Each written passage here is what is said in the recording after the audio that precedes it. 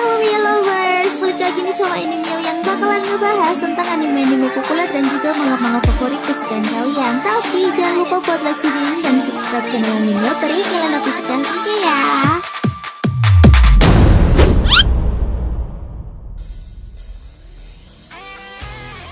Yahoo!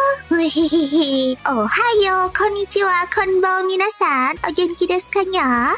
Hai, kali ini Mio pengen ngerekomendasiin 10 anime isekai harem dengan karakter utama yang overpower. Tapi sebelum mulai jangan lupa ya buat subscribe ke channel ini biar Mio-nya makin semangat buat upload video-video baru. Oke deh, kalau udah yuk langsung aja kita ke listnya. Oke, anime yang ke-10 adalah Yaojin Jongji Shaoshi. Wah, kalau tunggu yang satu ini tuh keren banget Nyo, pokoknya wajib buat ditonton deh.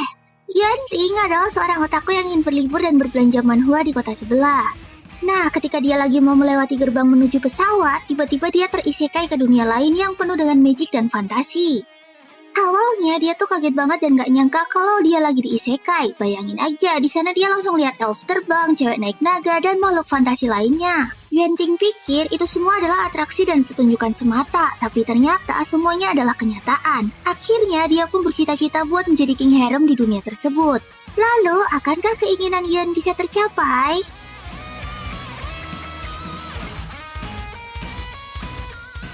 Anime yang ke-9 adalah Mushoku Tensei. Roxy, wangi. Yups, Mushoku Tensei adalah anime yang cukup populer di tahun 2021. Selain itu, anime ini juga sempat menuai kontroversi karena beberapa adegannya yang cukup meresahkan untuk beberapa orang.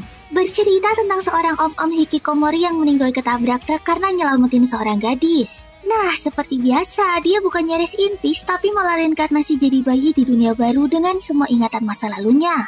Jadi, walaupun masih bayi dan bocil, otaknya tetap om-om gitu.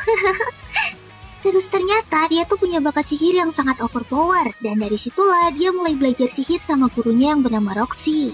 Lalu, gimanakah keseruan petualangan bocil berjiwa om-om di dunia sihir itu?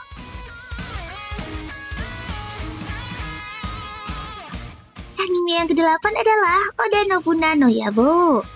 Bercerita tentang seorang cowok bernama Yoshiharu Sagara yang tiba-tiba tertransfer ke tengah medan perang era Sengoku.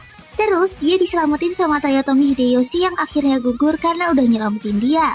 Sebelum meninggal, Hideyoshi meminta Yoshiharu untuk menggantikannya sebagai pemimpin. Nah, karena sadar bahwa dia telah merubah sejarah, maka Yoshiharu berjanji gak bakalan melakukan apapun lagi yang bisa bikin kacau sejarah.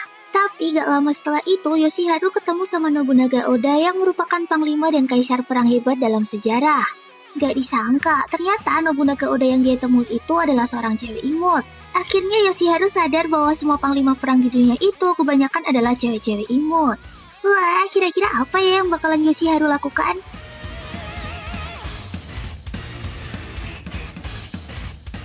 Anime yang ke-7 adalah Isekai wa Smartphone Totomoni. Anime ini bercerita tentang Toya Mochizuki yang meninggoy karena nggak sengaja tersambar petir dewa. Terus, karena sang dewa merasa bersalah, akhirnya Toya dikasih kesempatan untuk hidup di dunia lain dengan kekuatan sihir yang hebat dan boleh membawa smartphone-nya. Jadi, smartphone-nya si Toya ini tuh bisa dipakai walaupun nggak ada wifi ataupun paketan data. Bahkan di kontak Toya tuh ada nomornya sang dewa. Jadi, kalau ada apa-apa si Toya bisa langsung telepon gitu. Nah, di dunianya yang baru, si Toya bakalan ketemu sama heroin-heroin cantik yang akan nemenin petualangannya. Terus, apakah yang akan terjadi selanjutnya?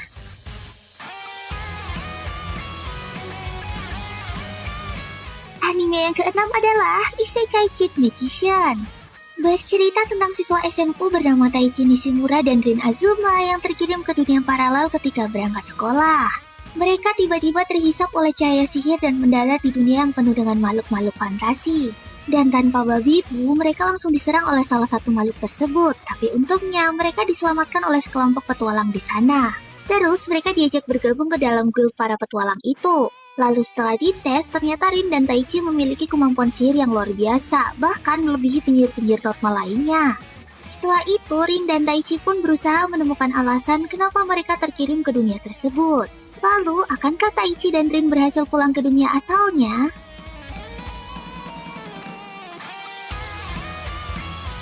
Anime yang kelima adalah Otome Game no Hametsu Flexikanai Akuyaku Reijou ni Tensei Shite Shimata. Nah, kalau anime yang satu ini rada beda sama yang lainnya, soalnya kayak reverse harem gitu. Ceritanya tentang seorang cewek otaku yang hobinya main game otome. Nah, suatu hari dia mendapati dirinya menjadi salah satu karakter villain di game Fortune Lover kesukaannya yang bernama Katarina Clays.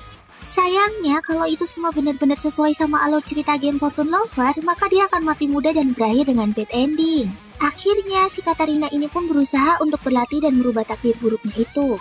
Lalu, akankah Katarina berhasil?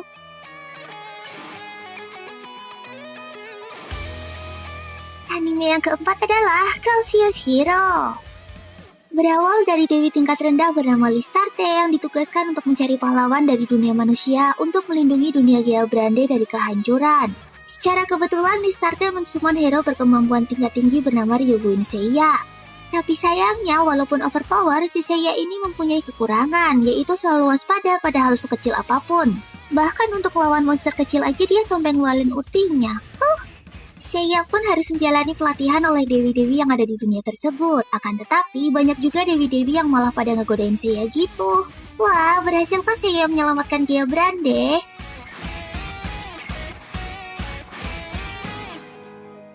Anime yang ketiga adalah Mausama Retry.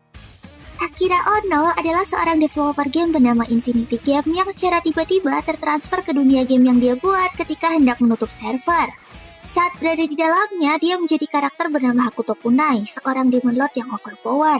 Lalu dia bertemu dengan seorang gadis kecil bernama Ako yang sedang dikejar-kejar oleh demon Gerole. Habis nyelamatin gadis itu, si Akira ini baru ingat kalau dia nggak pernah nyiptain karakter demon dan gadis kecil tersebut.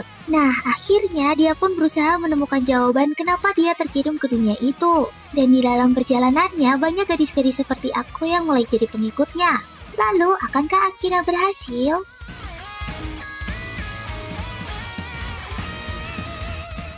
Oke, anime yang kedua adalah Tate no Yusa.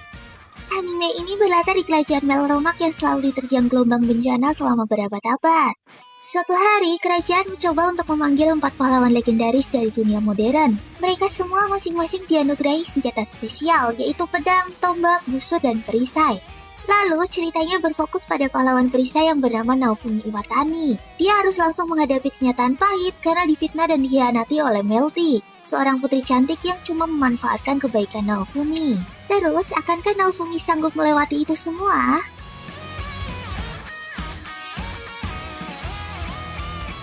Yos, anime yang nomor 1 adalah Overlord.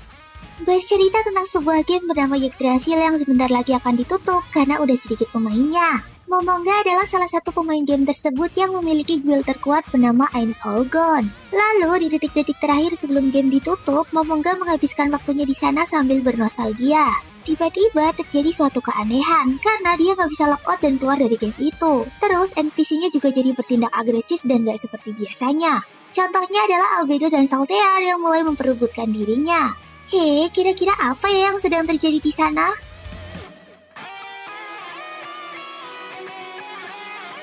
Nah, itu tadi adalah 10 anime isekai harem dengan MC yang overpower versi Animial. Moga-moga bisa nambah list buat kalian tonton ya. Oke deh, segini dulu ya video Miao kali ini. Thank you. Love, pion, Tiani.